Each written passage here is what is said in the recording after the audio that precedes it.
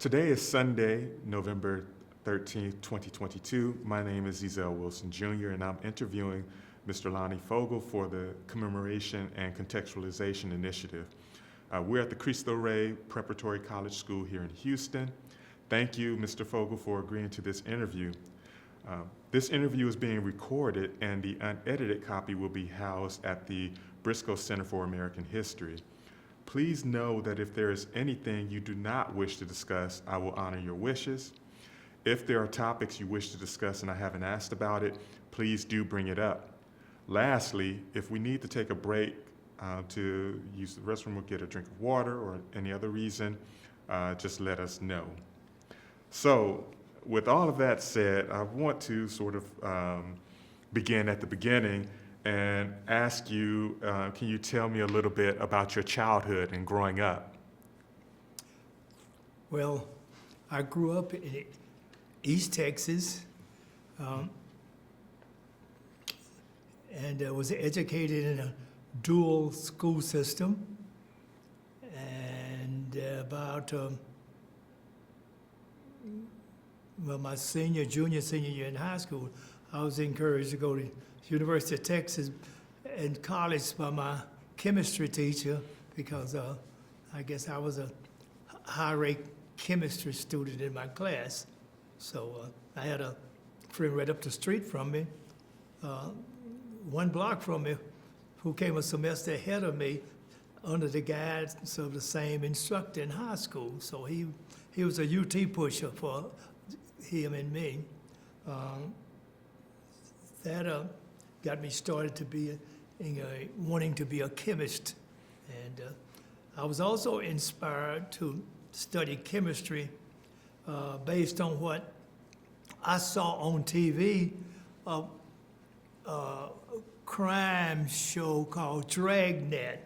In the lab there, they had the guys with the white jackets on, and they would analyze the materials.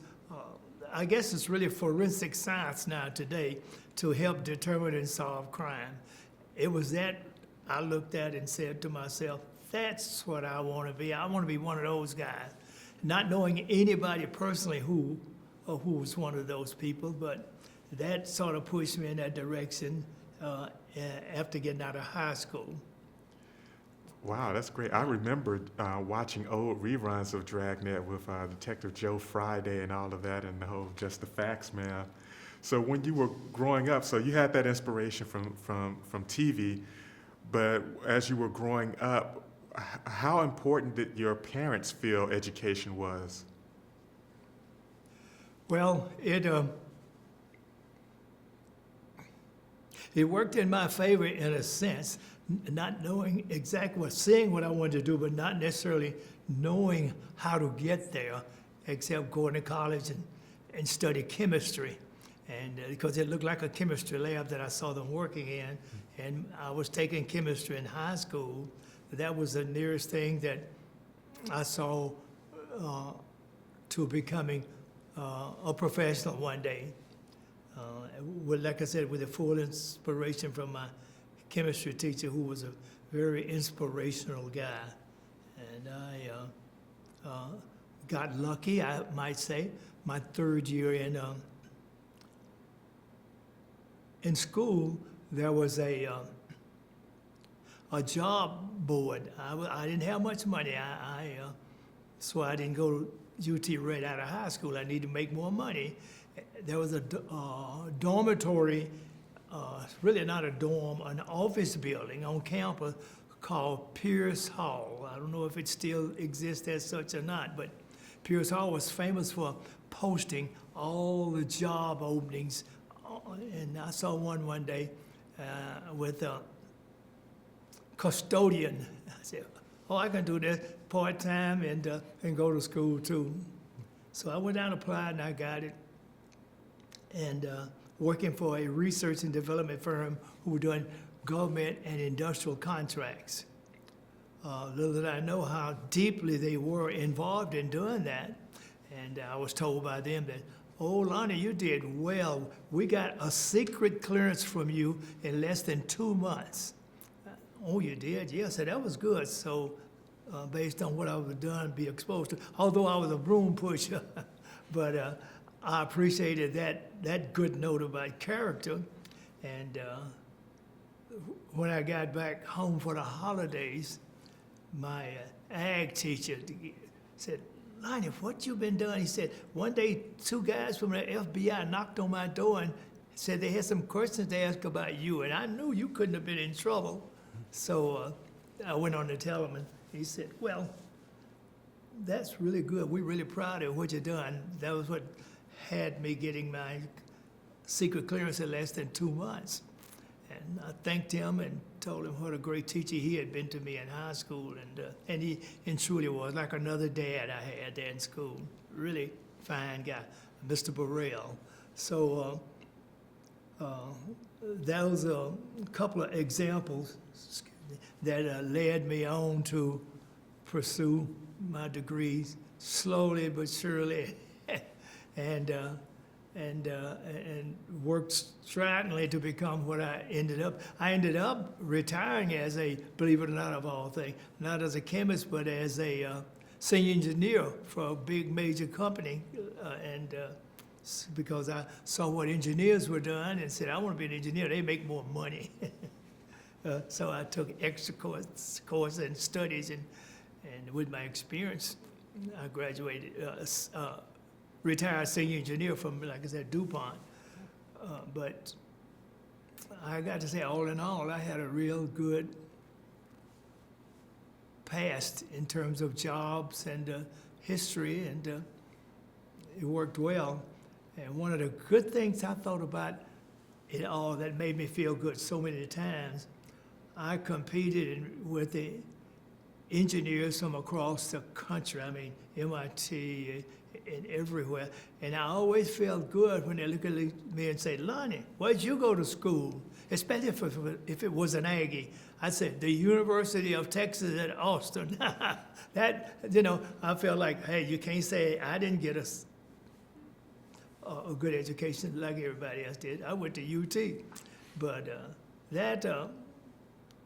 those promotional features ahead of me graduating were really, really, really helpful. Wow, excellent. And I married a girl who was in UT also. So what made you choose UT specifically to attend for college? Big point? Oh, what made you choose the University of Texas to attend? Oh, my, like I said, we were in a dual school system. Black kids go here and the rest of the kids go over there. And my black chemistry teacher had been to a seminar, a short study seminar over at UT, and science education or something. And that was what inspired him to come back and tell me and my friend Cleo that y'all got to go to UT. And so that UT turned him on, and he sent us to UT because I had no idea. That was a long way from Austin, where Austin was, or even how to get to Austin in 1958. But we went and took the entry exam up at Tyler, Texas. It went over over where we were, but Tyler was the largest city in East Texas. So we went up there and took the entrance exam to UT, and that was where it all got started, Cleo and I. So, bang, it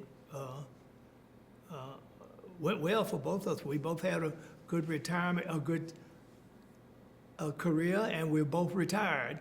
I lived at 816 Sweet Gum. He lived at 716 Sweet Gum.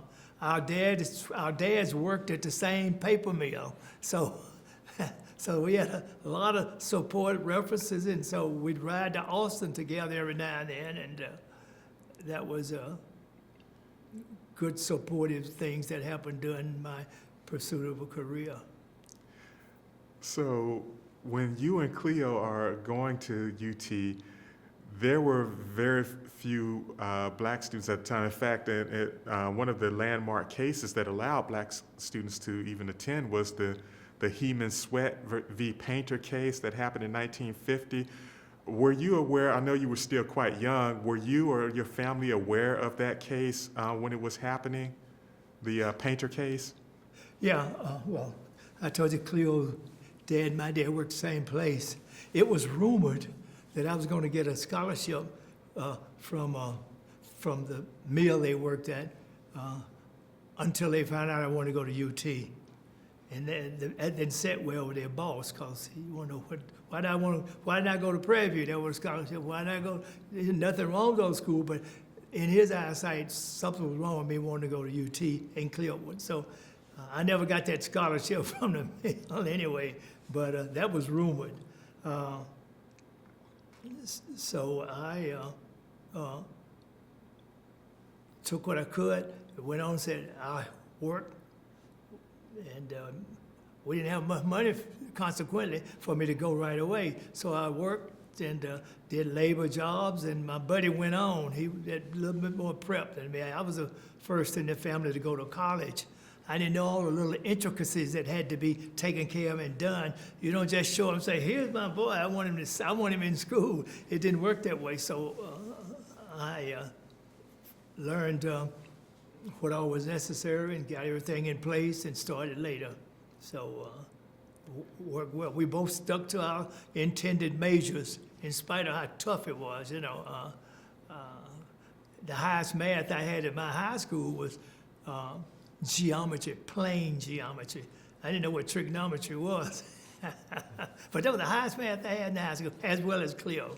But so when you look at that, you know you got to do a lot of work if you go work in science or any technical field to get through UT. Yeah, and you walk into class, you look around, you don't see anybody else that look like you.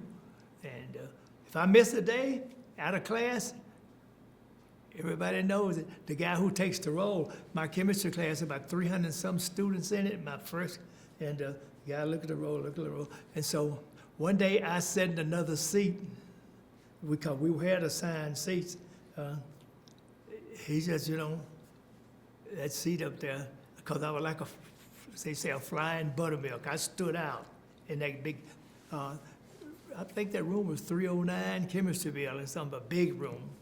But I stayed in there and kept going, kept churning, and Cleo did as well. But that was how it was pursuing my work. I don't know if I answered that exactly as you wished or as you asked or not. I might have lost track. Oh, no worries. I think the way you answered, though, brings up another question for me, and that is, in this neighborhood that you and Cleo grew up in, what were race relations like? Like, was it a segregated neighborhood, or what was it like growing up there? One of the, sometimes you walk into a big class, it's a lot of empty seats. You never had to worry about anybody pressing next to you. You'd almost always have plenty of room to sit. That was sometimes in the student union too, but that was the classroom setting anyway. And then on occasion, you get a very friendly person come like, "Hey, I'm so-and-so and so-and-so." And then you got somebody there to support you too, in a sense. So it was a mix of that kind of thing, yeah. Okay, so then there at UT, well, before I ask this question, I want to ask, how did your parents feel about you going to UT? When you finally got into UT, how did your parents feel about it? Oh, that's interesting you asked that, because my mom, like I told you earlier maybe, sort of did housework, domestic work, and my dad worked at a paper mill. Now, their colleagues, if I can call them that, and their bosses, they weren't necessarily too proud of me going to UT. And but the guy that I worked for, believe it or not, who owned a feed store, was proud to see me go to UT. And so we played it down. We had to play it down because sometimes I get too enamored in some conversation with friends who didn't go to UT, who didn't necessarily. I looked like I was bragging, and it didn't always make them feel good. "Oh, Mr. UT, huh? Yeah. No, I just had to go somewhere." and it went okay. I remember one of the occasions we had a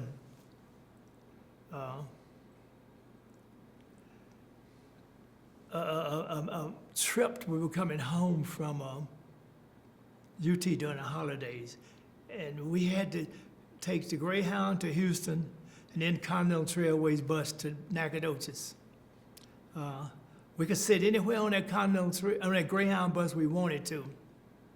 But when we got to Houston, we had to change from Greyhound to Continental. Maybe that's another reason I don't like the Aggies. There were two Aggie girls got on the bus, and they stood there up near the front. We were in the fourth seat from the front. We were sitting there, and all the front seats were now full. And they stood there like, and with their arms folded and looked. They went to the bus driver. Bus driver came and asked us if we wouldn't mind going to the back of the bus, because plenty of seats back there, so these girls could have a seat. And I was in the middle of my protest and demonstrating years. It's 60, 61, and I'm ready to take my stand on the way home. So I sat there a few seconds. I wasn't going to gladly jump up and smile and give him that seat. I sat there and made him think about it. Then we were home for the Christmas. Then I thought about, if my buddy gets up and moves, and I don't, I go to jail, my mom gonna want to kill me for not doing what he did and getting back there and doing what I was supposed to do in order to get home. And so I got up, went on back. We got up, went on to the back. That was in the Continental Trailways bus line. We had a new name, another name for them, but they were always different from Greyhound at that time. Then we got home, and in terms of advertising that we were going to UT, taxi driver, I get home about 2 o'clock in the morning, we leave, and taxi driver driving us home. We live 816 Sweetgum, 716 Sweetgum. Oh, you boys coming from college? Yeah. Where y'all going to college? And we went, duh. He said, Texas? We said, Texas. He said, Texas College? He added the rest to it. We said, yes, sir. So we left the taxi driver thinking we were going to Texas College. We didn't want to say we were from the University of Texas. That's how it was then. Because remember, we had dual school systems. At UT, we couldn't, can you imagine a team, a basketball player with not one black today? Football team with no black today? Well, that's the way it was. That was that environment when we were there.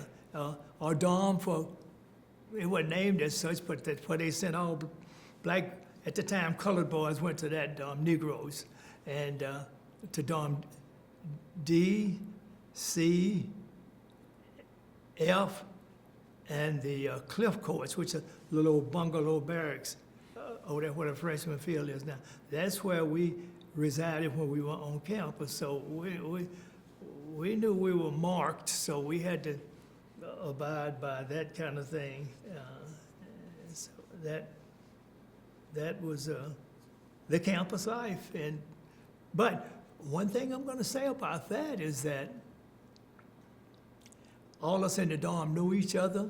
We created a brotherhood that's forever lasting, and which we would not have had we been into a mixed dorm. And at that time, anyway, so we survived, and had to be modest about going to UT, really, because you could catch flack from both sides. But it was, and yet so many congratulations. I go to church, and the pastor, we got our young lad here who's going to University of Texas. That was, and everybody, the old folks saying, keep on keeping on, son. That was their word. So I had a lot of good support and good prestige in the community from which I came. So, and so did Cleo, my buddy. We thought well. So, but that was it. So then, when you're choosing to go to the University of Texas, this major school that's far away from your home, what was your experience like that first day, that when you first arrived on campus? What was that like? It's amazing. I think we were sort of conditioned we knew we were going to conditions which might be similar to what they were back at home where we were living. We were still in Texas, but we went by dorm housing and all this to get me squared away, and I knew where dorm I was going, and my friend who had been here ahead of me had told me pretty much what to look for and expect. So we drove up to one of the barrack dorms, Dorm F, which was soon my grade to become. and then the other one lived in Dorm D. So I often wonder, was that a psychological ploy? But the barracks were Dorm F, Dorm D, and some would live in Dorm C if there's an overrun. And then the Cliff Courts, which was a bungalow with like tar paper sidings around them. Nice little bungalow. They were military barracks once. So that was the place that we generally lived, the fellas. And the girls lived across the campus in a place that's sort of monitored and managed by the sweetest lady in the world, that was Mrs. Marsh Duran. Mama Duran, she was she was a mama away from home from the fellas and a mama away from home for the ladies. So she was sweet and cherished, and that was the kind of support we needed in those days, and she was wonderful. So we had support on both sides of the campus, both sexes, the fellas and the girls, and she knew when we were going to sit in at Kinsolving Dormitory, that big city in there. And like I said, I couldn't pass a demonstration without being in it. But anyway, it was a good experience. I'm real proud of the whole overall experience, being able to survive it, because the real world is going to be a little bit worse than on the campus. Because on the campus, you get vocal people who speak on your behalf, as well as those who speak against you. But in the real world, there aren't many that speak in your behalf, but you get a lot of them speak against you. So it was a pretty balanced thing on campus, among the students for sure. Yeah. So what was your experience there with your professors? Big point? What was your experience at UT with your professors? Were your professors accepting? That's very interesting, because I had some professors who seemed like they were pulling for me, do this, do this. And then, but what happened when you live in a dorm, as I said a while ago, before you're all forced over here, they don't realize that's giving you the potential to network. We all knew, or started to learn, what professor to not go to. Because there were some professors who just, they almost tell you, you ain't gonna make it in math class. We had a guy in mathematics, a Dr. Moore. I think they changed the name, university changed the name of that building too. He just felt that no black could make above a C in his class. And we had some Phi Beta Kappa people who came through there and go, what am I doing getting this grade, And I can't say it was me, but so they try to shape those. And then in the genetics department, we had some people who wanted to make some false accusations about genetics and intelligence and all this, and being a genetics professor, that wasn't very welcome on paper by the University of Texas.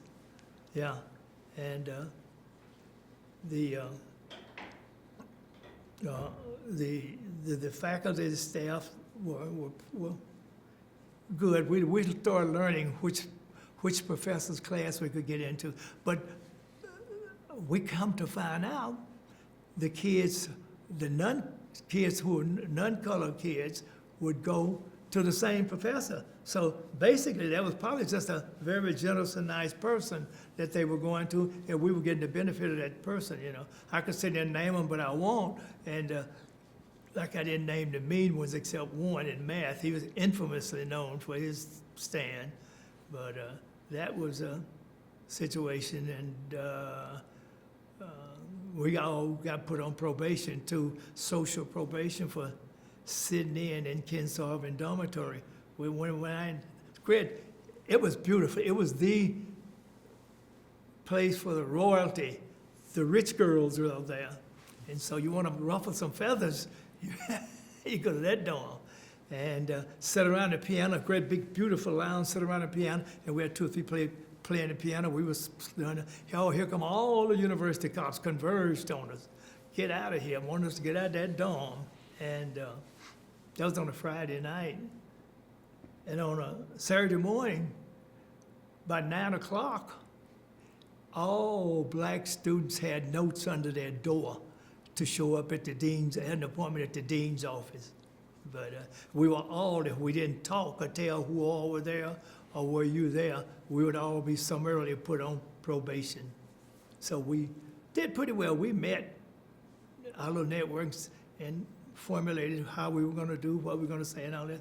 And not too many people budged at all. So I was put on with everybody. I've been on every kind of probation, scholastic probation, social probation, except it was never for anything violent or mean like that there. But it never showed up on my transcript that I was on social probation. Never did. He told me, well, if you're on social probation, you can't run for student office. You can't play varsity athletics. He told us a whole bunch of things we couldn't do that we already couldn't do because the rules wasn't written for us. We couldn't play, we couldn't play football or basketball in that already because of our color. So social probation didn't hurt us too much. So how did you find, what was your relationship like with your classmates? Oh, well, because of the networking kind of thing, it was a good relationship, but I would suppose it was probably typical of any dorm. We've had some few disagreements, pushing and shoving, but little things like that, but no shooting or cutting and that thing. But somebody falling out, then they buddies next week. And so it was pretty much what you might expect in a collection of fellas in a dorm there. And the girls seemed to be at peace, but we didn't know what was going on in their dorm. But we had a good relationship in the dorms, and like I said, being cooperative, we told people what was going to happen, who not to, and who to do things with. So it worked pretty good there inside our own little world. We sort of had been placed. We knew why we were placed there. So our role was now to get out and do things. Now, it was also a place to go and pull people when you want to go do a demonstration or a rally. We would go and to one dorm to the other dorm. So communication was easy. That's what I'm saying. Okay, so then were there any places on the UT campus where you, the dorm seemed to be a place where you felt comfortable and felt at home. Were there places on UT campus where you were sort of made to feel uncomfortable?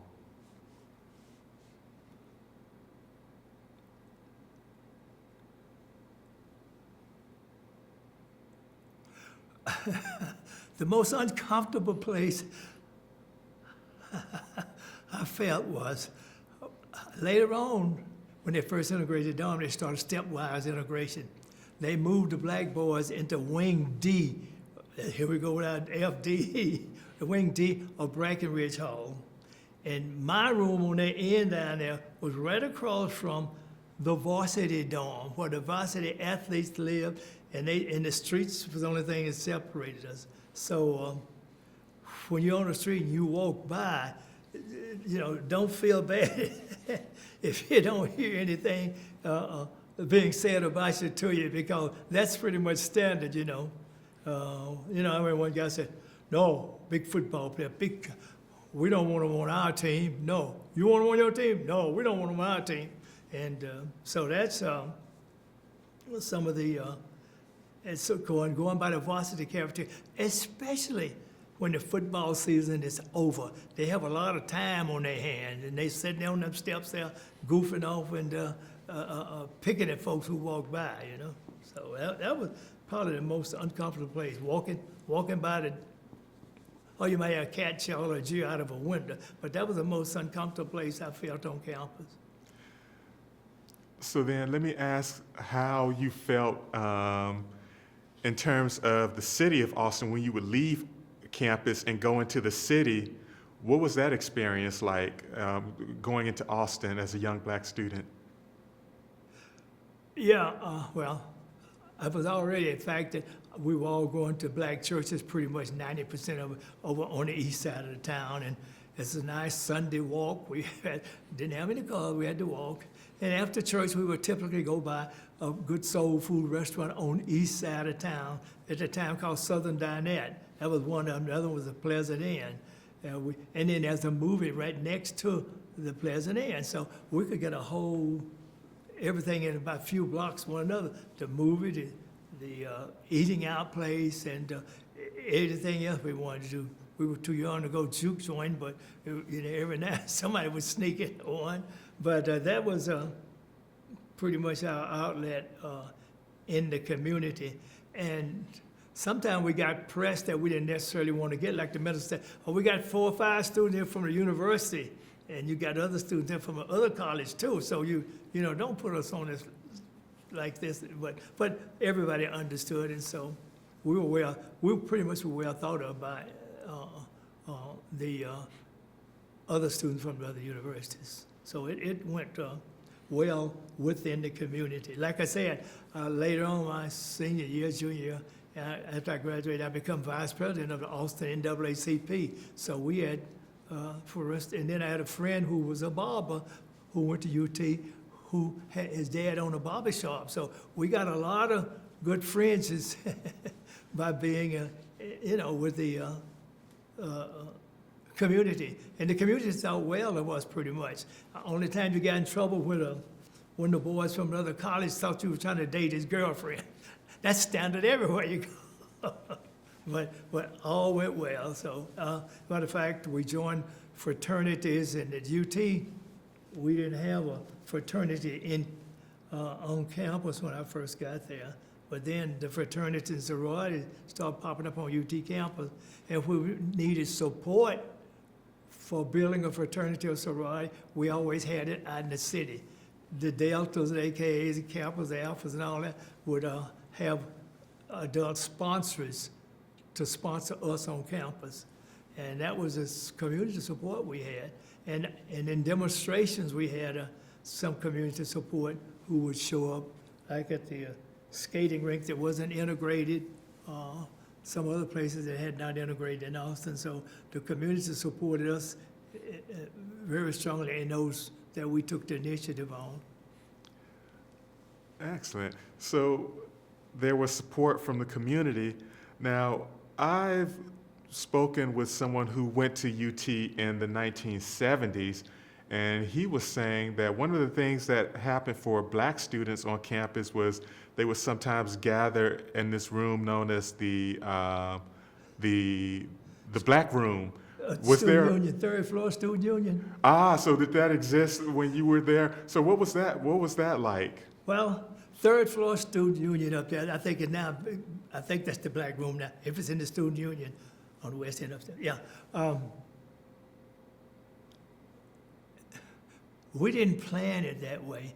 That happened to be a big area up there where there were some chairs and tables, and there were a lot of students who I say from the city of Austin gets credit for that because they had to have a place to sit and relax so they could catch the bus back home later or between classes when there was a big gap. They'd come up there and relax and all that. And we'd go up there and we'd meet them, and even though we lived on campus, and play cards and socialize with them up there I guess it became the black room. Consequently, that's where we hung out at. So we had good rapport with the black students off campus. Yeah, good rapport. So we did. And you worked off campus while being a student as well, is that correct? Off campus, well? So you also worked off campus sometimes while you were a student. What was that like? Working off campus at Precursor. It was pretty good because on a couple of occasions, I was at a research and development firm. I look up and I see one of my chemistry professors or physics professor walking down the hall as consultants to where I was initially a janitor, but that was okay. I got promoted from the janitor to a chemical technician while I was undergraduate because there was a white guy who was, we were in the same class together, and we do homework together over in the Coffee Boy area. And so they look at, he's a janitor, he's a technician. So one day they chose to come to me and said, Lonnie, we understand you're studying chemistry at UT. Well, they knew it or not, but yeah, Dan, I studied it. And so sometime later, not very much later, I got a promotion to, you're now a chemical technician. And the rumor was, it's printed in the alcalde too. In February 1967, they claimed that my boss came to me and said, put down that broom and pick up a test tube. You're a technician now. And they claimed the reason is there was a black officer from Fort Monmouth, New Jersey, coming down to look at the company and its contract and compliance theory, which was saying how many minorities you're working, how many you're working with. So all of a sudden, this one single minority janitor became a chemical technician. But I don't know, I can't say that was the real reason, but it all fitted in. And the other guy and I studied chemistry together in the same class. And I was a janitor, and he was a technician. But the workforce there was real generous, pretty good. And I was dusting and sweeping and mopping. There was one little old lady who was the vice president who told me how important it was what I was doing, and trying to make me feel lifted. And I appreciated her a long time for doing that, because it kept me there, and I didn't get all tangled up and angered about it. So working off campus, I pretty much, if I couldn't be there that day, okay, no problem, no problem. So it was a good workforce. So after I graduated, I worked 4 years, 3 years undergraduate working there. Then after I graduated, 2 years after I graduated, I got the promotion, and I worked there for 2 years before I then moved on, with the sorrow and thanks for them giving me that one chance, because if you were black that time, to get your foot in anybody's door was an opportunity. And if somebody thinks you'll see somebody else hiring you, they'll hire you too. And so that's why I went on to Akron, Ohio, and got a job up there. And I have that company in Austin to thank for giving me that first chance. It sure did. So you mentioned several times that you were active on campus in protests. What were some of the things that you were fighting for? Well, as I just told you, the theaters were segregated. I was participating in the long lines, walk around, we'd form a long circle, and then come back, go up. See, I like to purchase a ticket, and we can't sell a ticket to y'all. So we leave and go back, and so I'm back again 10 minutes later, like to buy a ticket, we don't do this. And one of the more memorable things I remember about this, it was memorable, but it was sad too, because there was a fella says, I'm going to put on a turban. And you know what? They let him in. And one old guy told me, you from America, boy, you ain't supposed to go in. He's from a foreign country, he can go in. You think about that, and this was just pre-Vietnam, but you think about that, that was, so we talked to here today, and he laughed, and we talked about that all day. He walked in, pulled the turban off, said, hello, y'all, everybody, hey, here, come on back. And boy, did that old man get angry. You're talking a mean look, ooh. And that's why I guess I am the way. I see a couple of politicians on TV that look just like the old man, and I don't like them. But that was one of the key memories I guess I'll always have. And the guy, you're from America, boy, you know better. You know you ain't supposed to be going in there. That boy's a foreigner. We let him in. What? And now, in terms of demonstrations for the Vietnam War and Vietnam, that was a biggie in '67, something like that. But middle '60s, that was dividing thing. You know, I was vice president of Austin NAACP. We were apprehensive about Dr. King getting involved in that. But then the stats came out that in Vietnam, 44% of casualties were black. And they didn't use this code, people of color. They said black, because that's where it really matters, because if you weren't black, you could be thought to be a guy with a turban. You could go anywhere and do anything you wanted. But the blacks were who were focused on keeping separated.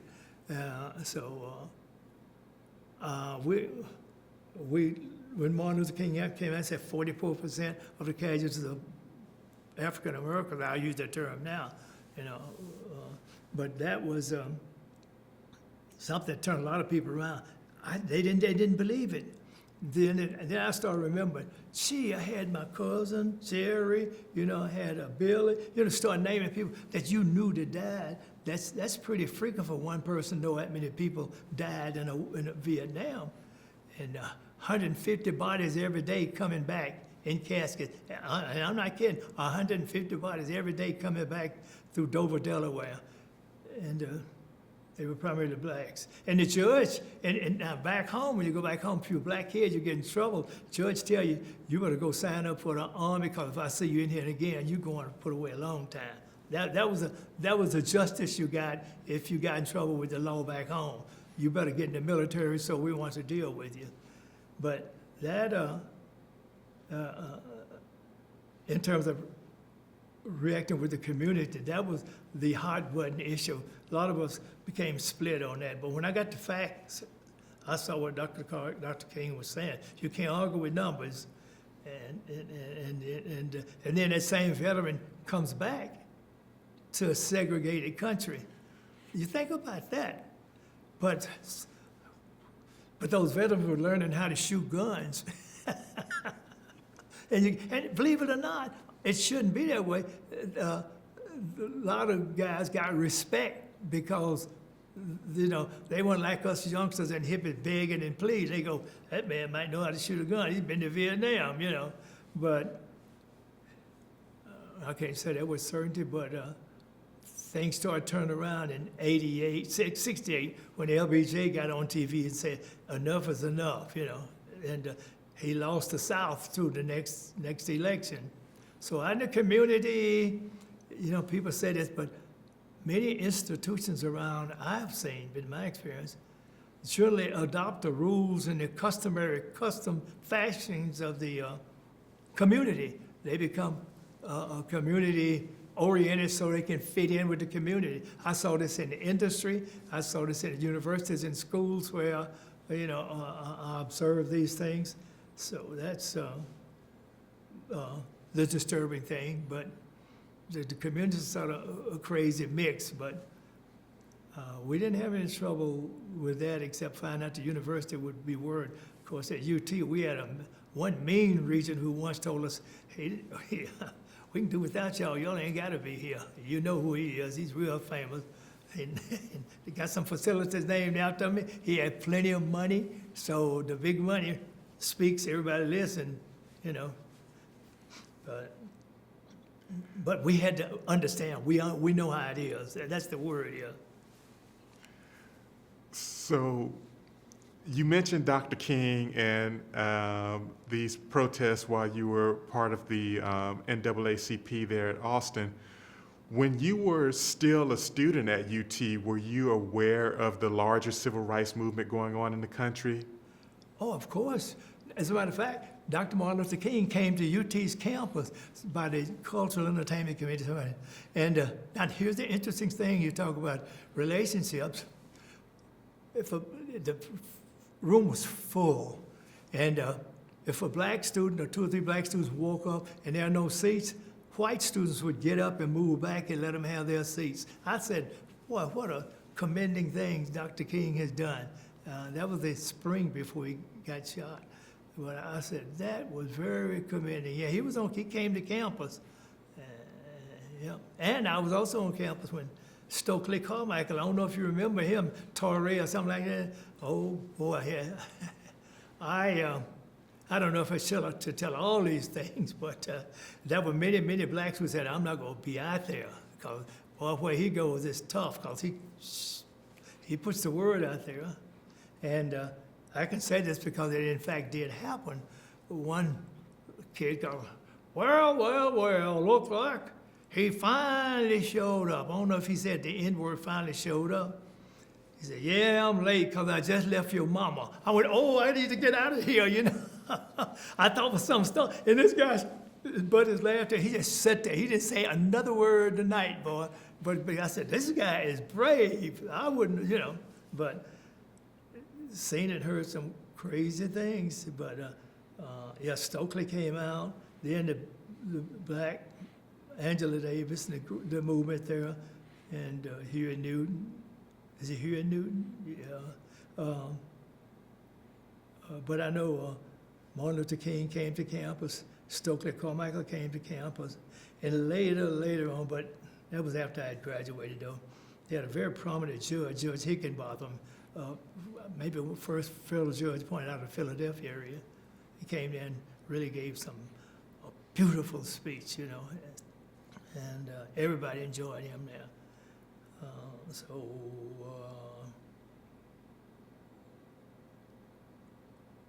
In Volm Overton with the NAACP you were talking about,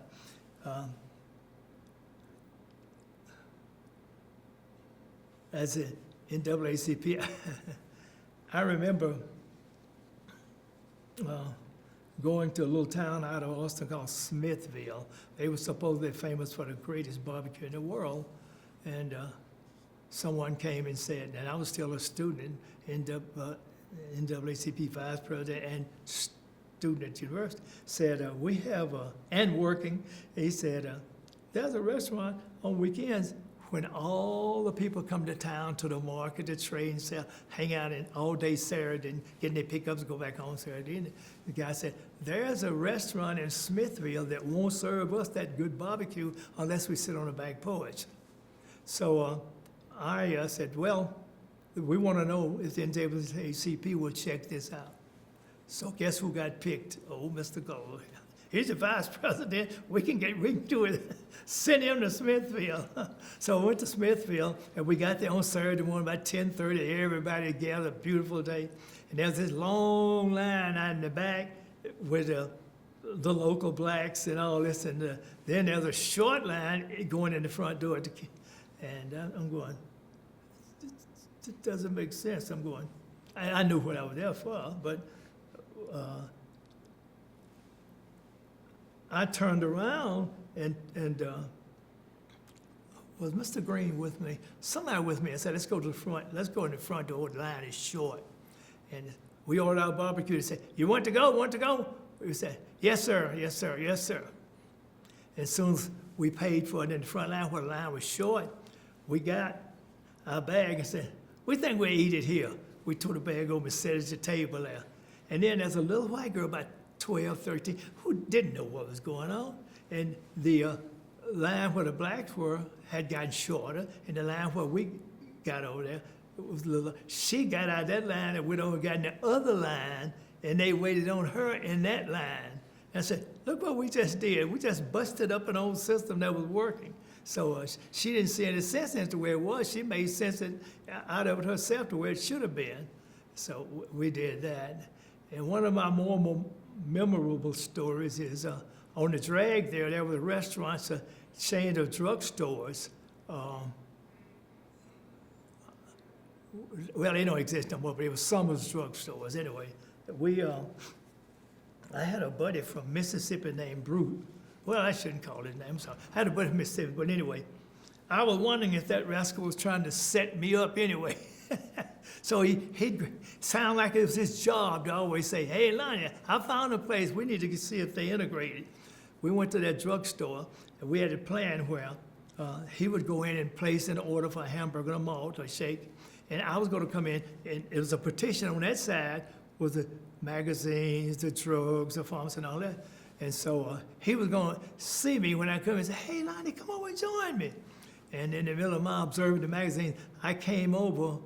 No, the waitress brought the hamburger and malt, and she said, then he said, "Hey, Lonnie, come on over, join me." I came over, and he slid over, and he let me on the inside, really. I sat there, and he slid his malt and his burger over to me, said, and man, before I get the good sip down, a bite off that burger, that waiter dived across that table and said, "He can't eat in here. He can't eat in here." And we, I guess we were being devilish, but we were doing something for our cause. So he said, "Well, if he can't eat in here, we ain't paying.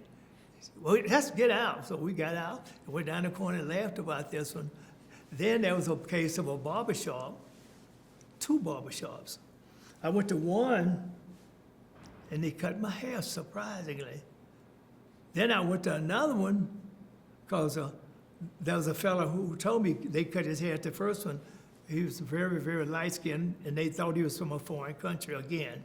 So, Matthew, so we said, let's try the Longhorn barbershop right up the street there. We went in there, and I went in, sat down, and I drew the arrow of teaching between the people in the chair as well as the barber and the shoe shine boy. And so the shoe shine fella thought it was his duty to come over and tell me that they didn't cut my hair in there. "We don't cut your hair in there." "Okay, thank you." He mumbled a couple of words, went back to his shoe shine stand. Then I kept sitting there while a barber was cutting on this guy's hair. Then he walked over and said something else. I said, "Thank you, I heard you, thank you." He went back and mumbled again.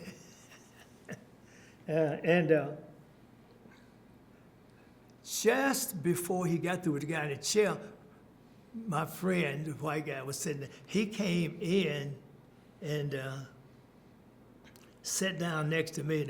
The barber got through with the guy in the chair. He looked at him and said, see, I'm not calling his name because he still lives in Austin, but he said, and it's amazing, but I'll tell you why I said this, because he said, "You next," talking to the white guy. He said, he got up, who was my buddy, Bruce. He said, no, he was next. He was ahead of me. He said, "We don't cut his hair in here."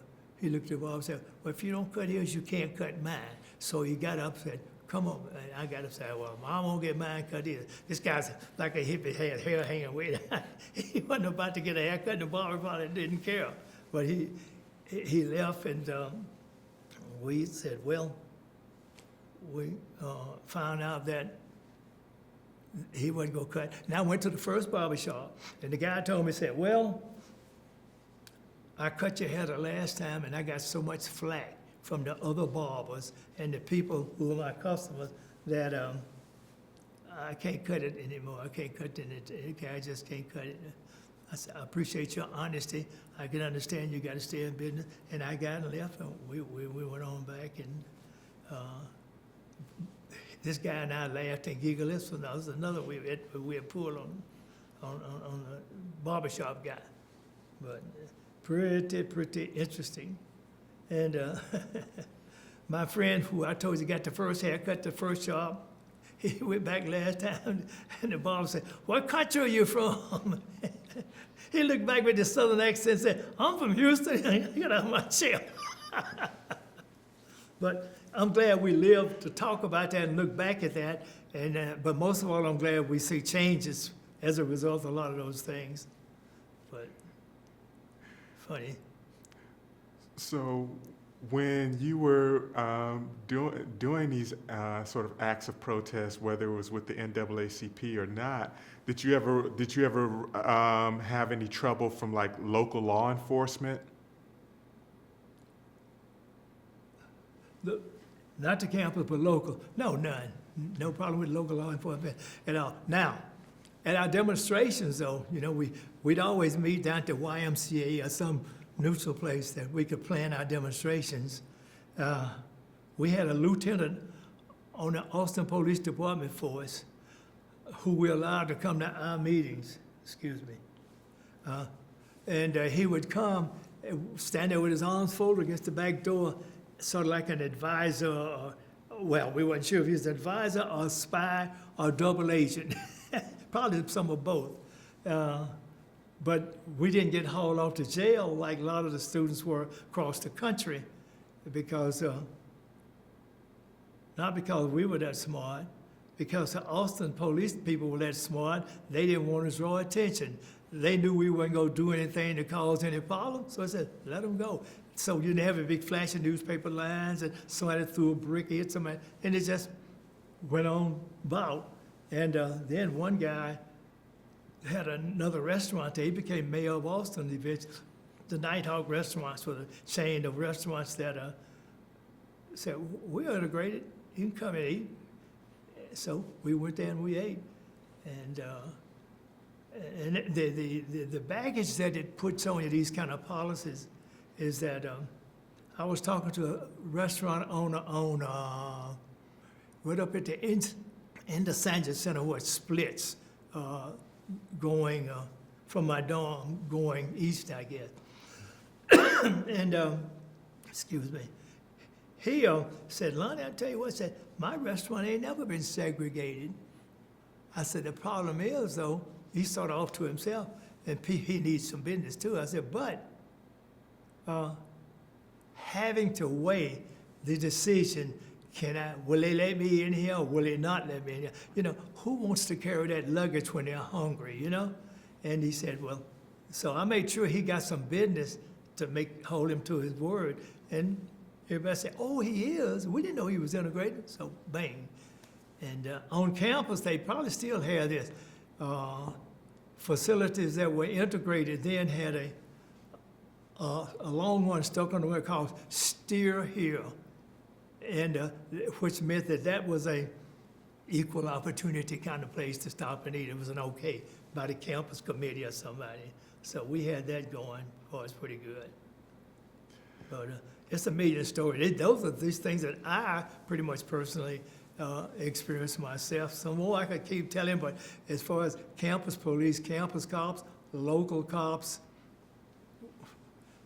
what do bad. But on the other hand, as I told you earlier too, maybe, we had been acclimated to know how to act or what to do when the cops come around. So we knew their tendencies, and therefore, you want to survive or you want to be there tomorrow, the next day, and prevail, do it that way. So that's, but then in the late 60s, here comes the more militant black students. With Dr. Martin Luther King policy, was sort of wavered down. And I had some colleagues who were arrested at a certain service station there, a couple of blocks off from the campus, because he wouldn't serve hippies. That was in black folks. You had to do your own gas. So he had self-service at that station a long time ago. And I stayed as a character witness because I was one of the few people who had graduated from the demonstrations and all this and had a job. So I was a steady community rock, you know, NAACP vice president, hadn't been to jail, done all that. So I stayed as a character witness for a couple of those people before I went to Ohio. I deferred going to Ohio. But that station, that guy, he's pretty prominent too, and with the football coaches and all that. He's a big athlete, jock supporter. So you get that kind of influence. It seeps all the way through to everything you want to do. So, but that was, I quit buying Conoco gas because of that. Now you can go back and research and see what I'm talking about. Excellent. So I want to switch gears slightly here and ask you, because I know that she went to UT as well. Did you meet your wife at UT? Yes, I met her. I remember we used to, we guys who'd been there a year or so, we thought we knew the tracks to meeting all the girls. Here's where the network part comes in. You want to meet a black girl, you go to Almetris or the whitest dorm. That's all of them right there. You don't have to work so hard to go all the way around the camp or wait until you see one, if that's what you're acclimated to. And so on Sunday afternoons when they're moving all in, and I remember my wife came in from the same weekend that Hurricane Carla came in, September 1961.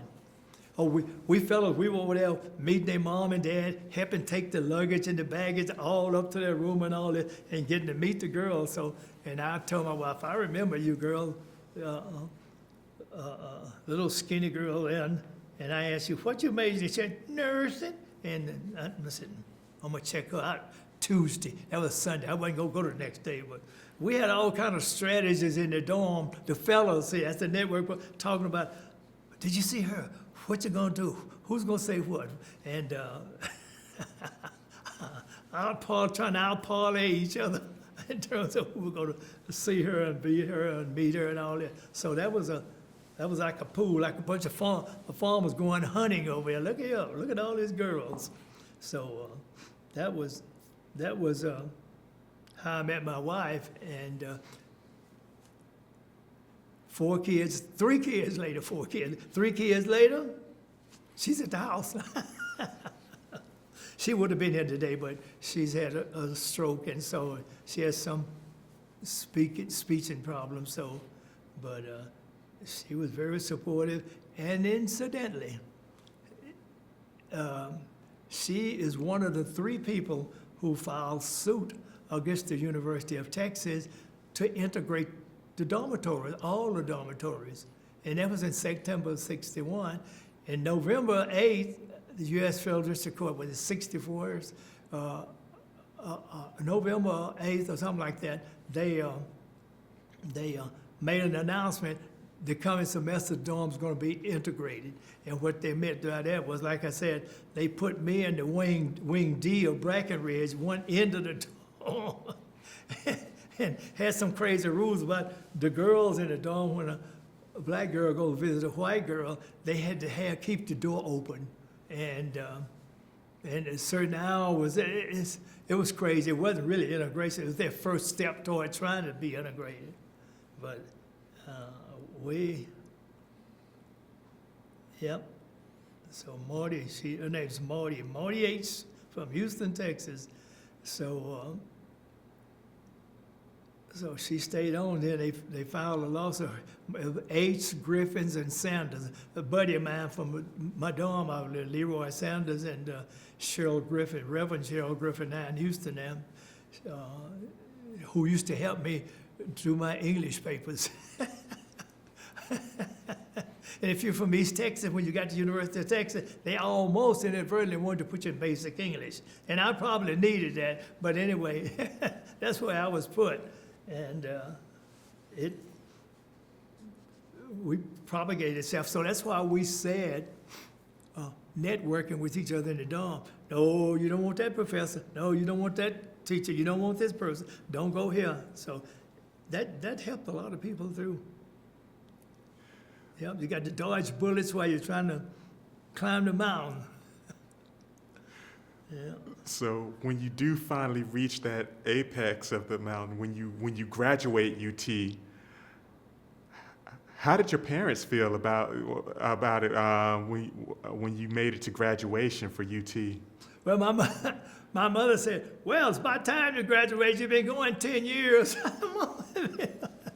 Yeah, my mom's a high spirit, a high energy person. She just throws stuff, but they felt real proud about it. And the thing about it, I was the first to go to college. That means a lot. What it means that I'm saying a high percentage of the time, your children are going to go to college now.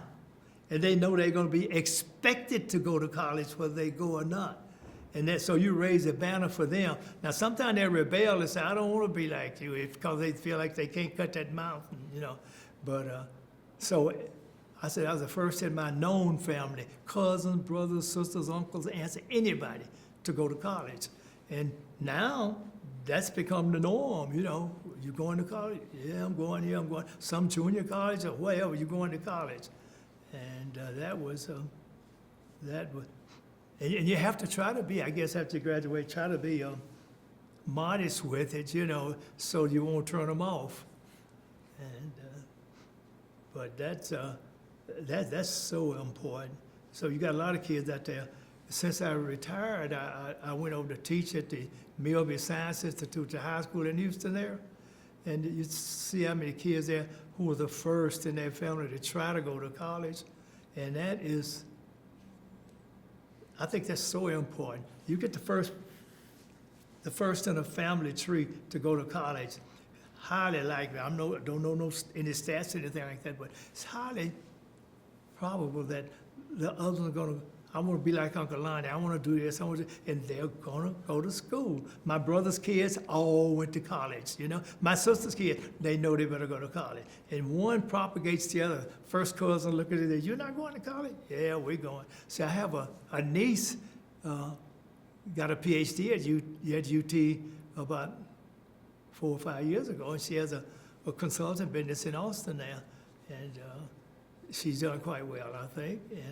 And I have another niece finished UT in real estate, economics, and something. She's done quite well in Austin as well. So that's, and my son graduated from UT in economics, and the one that played baseball on the UT baseball team, he's still a bachelor, but he's having his fun and he's self-sufficient, so I let him alone. He don't have any kids, so be it, boy, I will pray for you and be with you, and that's like I do the other two. So, and they all three distinctively different, for sure. Yeah, but. So you talk about the impact that your going to university has had on your family, where more family members are going to college. How do you feel about your legacy as one of the early black students at UT, and you kind of opening the door for more black students to come to UT after you? You know, we talked about that for a while, because for a while we felt like the students, I don't know when you were there, whenever, we felt like the students in the 70s was enjoying integration so well that they just let things slide. There was no activity or sensitivity around civil rights, justice, and all this stuff.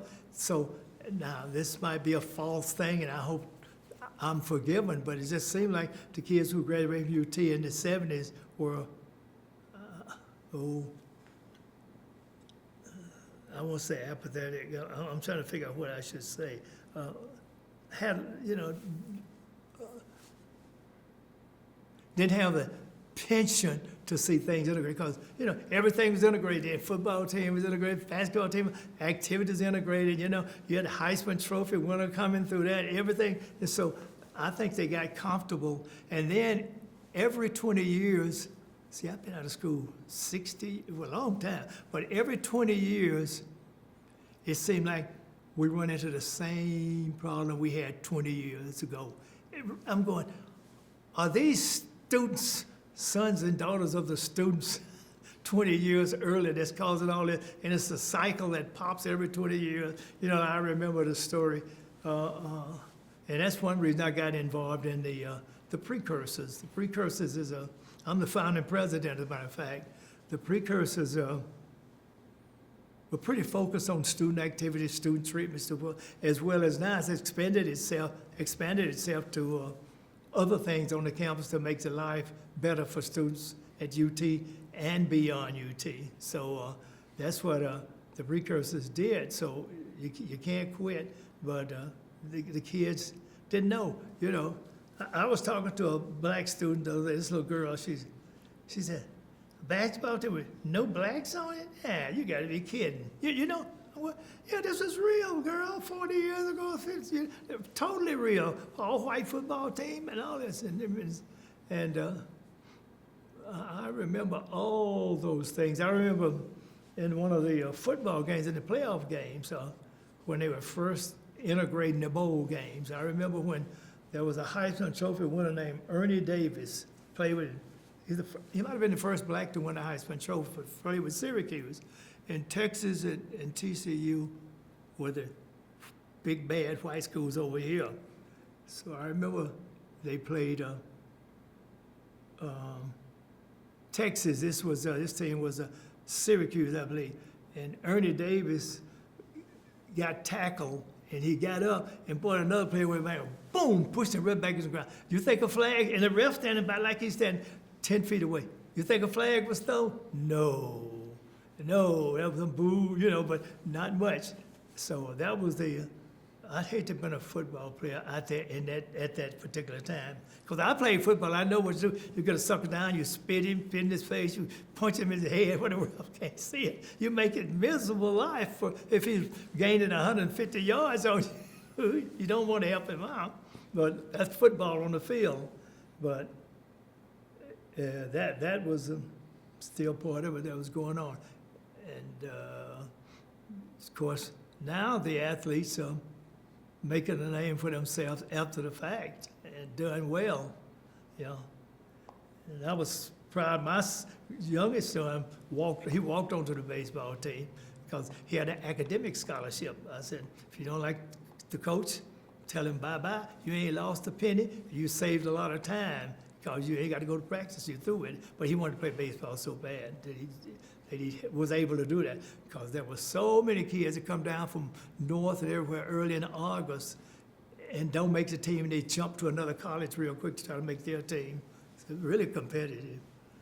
But and then my middle son, he played basketball at Baylor. So can you imagine those teams now being without a black kid? 'Cause yeah, and when the Precursors formed, though, we started in the Precursors were earlier, but started out as another group.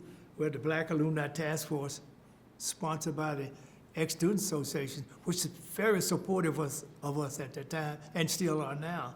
And Earl Campbell was in our charter group in 1987, I think, probably the first year retired from New Orleans. And he was part of our charter group. He and Mama Duran, those are two of the distinguished people on our board at the time. Yeah, Earl and Mama Duran. But that's the kind of support we started getting later. And then out of that evolved the Precursors, which were blacks that had been to UT 40 years ago or longer. You have to have been there 40 years ago. So there was no youngsters on there per se, and which has done marvelous things right now going on. Clotilde Haynes was there. She was a student from here in Houston, and she's the president now. And they have very good contact, communication with the university administration itself. So as long as the university has somebody to talk with or look at and reason with, it's better.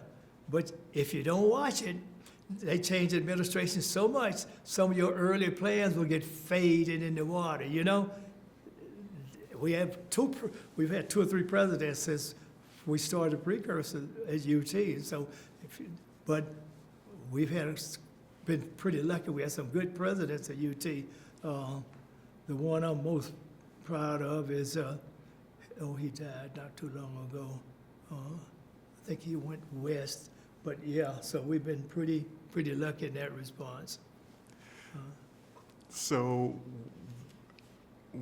how do you think UT and your experiences there at UT prepared you for life after you graduated? How was Amy Hunt? Oh, how do you think that your experience at UT prepared you for life after you graduated? I'm not sure what you're saying. Elaborate a little bit more.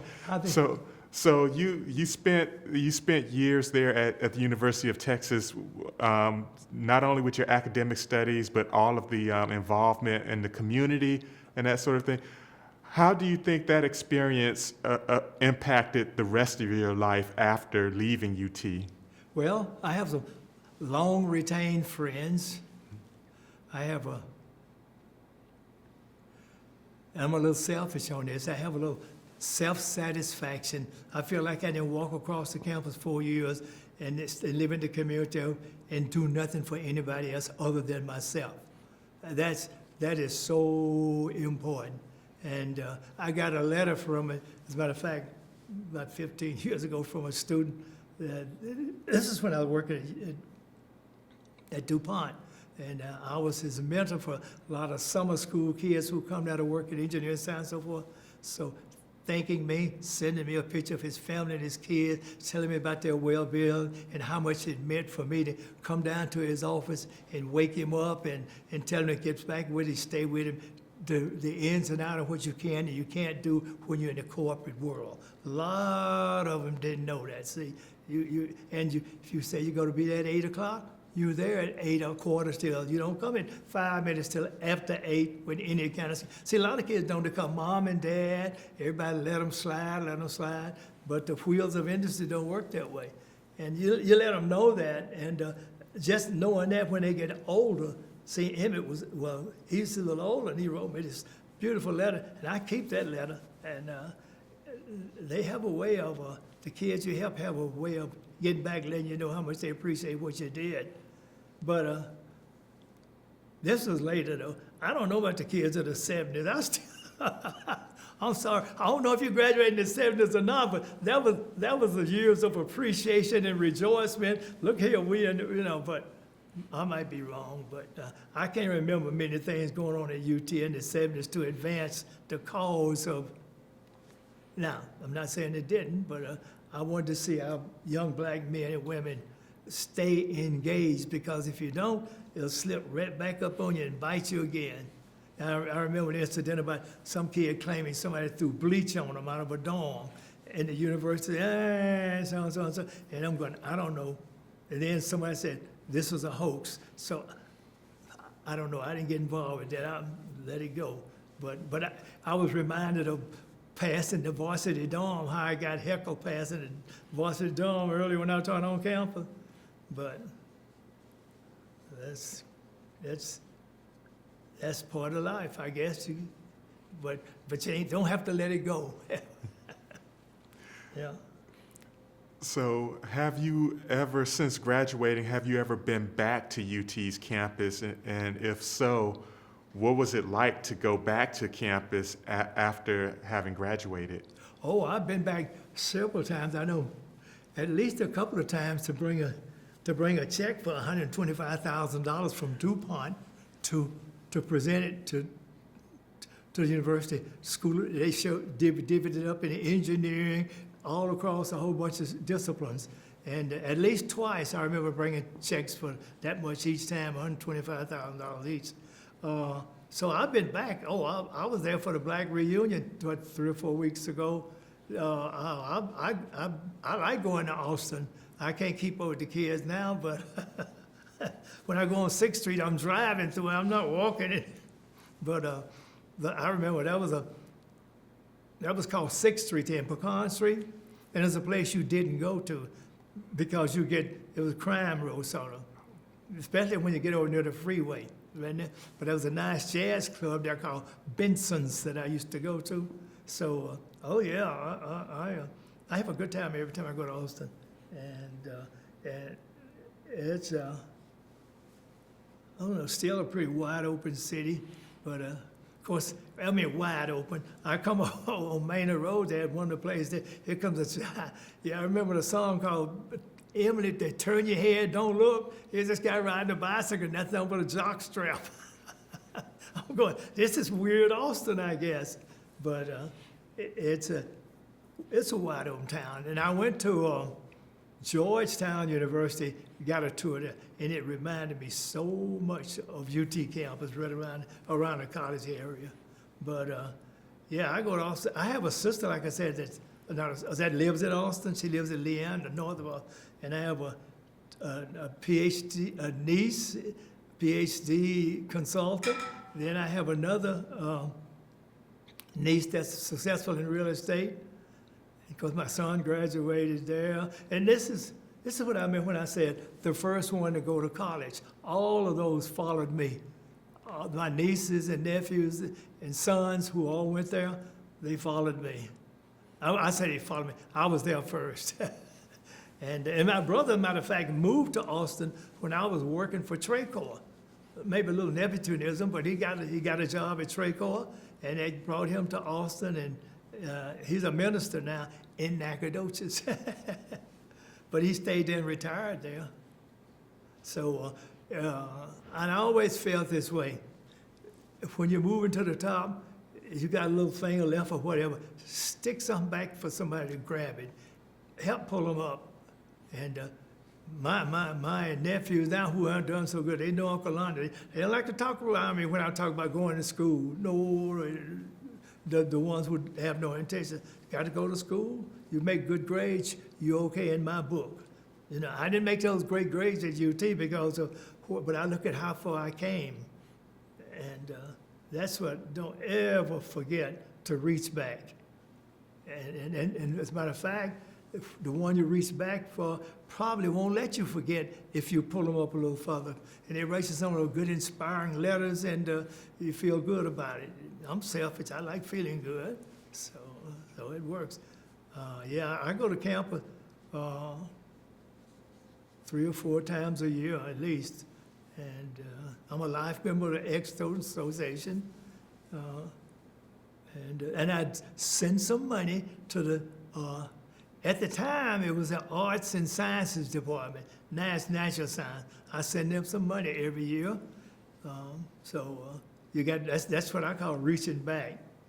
Of course, I'm a little disappointed sometimes when I go see some of those schools and I don't see any people like me there. That sort of irks me a little bit, you know. But art and science is so big, and natural science is even bigger, look like.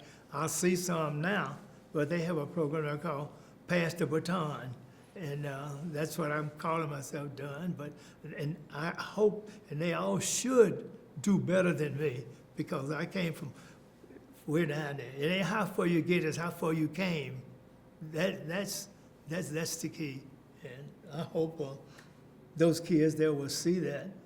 And I always say the first thing they want is a BMW and a nice apartment. You know, they ought to be. They ought to be in some club or organization that helps other people. And you can still have your apartment and your BMW, but you ought to be giving a little back there. You know, it's intended to be that way, I think. Yeah. Absolutely, yeah. I agree. And I suppose then, coming here close to the end of this interview, I want to ask here, if there's anything that you'd like to say that maybe we haven't talked about yet. So is there anything else that you would like to add?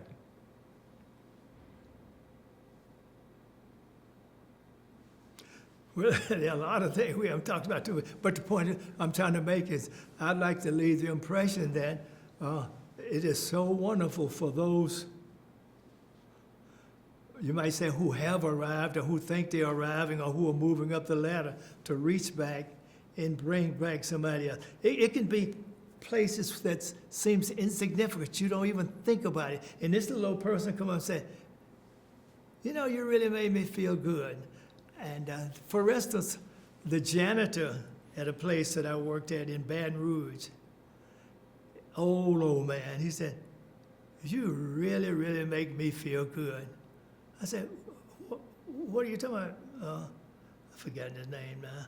What are you talking about? He said, when the white folks start talking about things, you know as much about it as they do. I mean, I was his enlightenment. You got to remember to think about somebody, wherever they are, somebody's looking at you, being proud of you, whatever you're doing. Although you might not be proud of how far what you've done yourself, but there's somebody down there saying, oh, you got it, baby. I'm proud of you. You all right in my book and so forth. Woodrow, I guess his name. And Woodrow at the dorm here at UT said he was a janitor at our dorm. Now, see, I'm calling a name again, didn't do that, but he, bless his heart, he'll forgive me. But he told me one day, he said, boy, you over there demonstrating every day, carrying them signs and demonstrating, you ought to be studying. He was right. He said, but let me tell you one thing. That white boy over there, all he got to do is cut that hippie hair off and get a shave, and he's back in. But you gonna always be black. Always, I'm going always. I remember it, but I shook it off. But I remembered. I never forgot it. I didn't. I guess I was too proud to let him know that he was hitting the ball on the head. Said that boy gonna always be white, and he put on a necktie and a suit and go down and get a haircut. Go down there and they let him right in. But you, they gonna see your color first. And and formulate some kind of figure, how not to get you, or what to get, put blocks in your way themselves. But I'll never forget Woody telling that, and I tell the young fellas that too. Don't be a fool and fire yourself from a job. I've seen this on my job too, is the very guy you don't like who is your boss, who just can't stand you, and you said, I'm gonna quit. I talked to a guy who was on probation like this. I'm gonna cuss that so-and-so out. His probation officer, I said, you know what, this is just down his alley. He'd love for you to. All you gotta do is pick up his pencil and you got 6 more months in jail. He said, oh? I said, boy, come on, think about it. You gotta do this. And so if there's somebody in your job that's your boss that you don't like, don't make a fool out of yourself and quit and leave them, because I've seen this happen. You quit and leave, then after you're gone 2 months, somebody say, hey, you know so-and-so and so? They fired him and he's gone. You gone too. You lost your job that you like because you reacted too fast or irresponsible. So my moral to a little girl that was working in a group, she was the only little black girl in a whole bunch of 15 girls. They were all cheering, jumping, and patting each other on the back. And when they always hugged like this, she was always on the back putting her arm around him, putting her arm around her. I know this stuff. I'm sorry, because this stuff looks so, but it says something. And I said, you just go on and don't act stupid and let them throw you off the cheerleader team, or don't quit. Don't let nobody stop you from doing what you want to do. Then you prevail. And because so many of those who were trying to stop you, it's because they were afraid that they were going to fail and you'd be ahead of them. Don't let that happen to you. Amazed on how resilient you can be, because it's always somebody looking at you, always. Yep. And I think that's a wonderful sentiment to conclude this interview with. So with that, I want to say thank you so much for your time. It's been my great pleasure to sit here and talk with you about your history. I only wish we had the time to continue to talk some more, because I just know from what you're saying that there's so much more being left on the table. But I'm so grateful for what you've talked about today. So I do appreciate that, and thank you so much for sharing your experience with me and with this program. And just thank you again. I guess the last thing, just as a bit of paperwork, I do have to have you sign this paper. So I suppose we can do that, or maybe we can do that back in the room, because are they going to do photos in here or in the other room? In the other room. So we do have to take a couple of photos. So if you could come with me back to the other room, and they'll take a couple of photos there, and then I can just get you to sign this form, and that will be that for today. All right. So Thank you.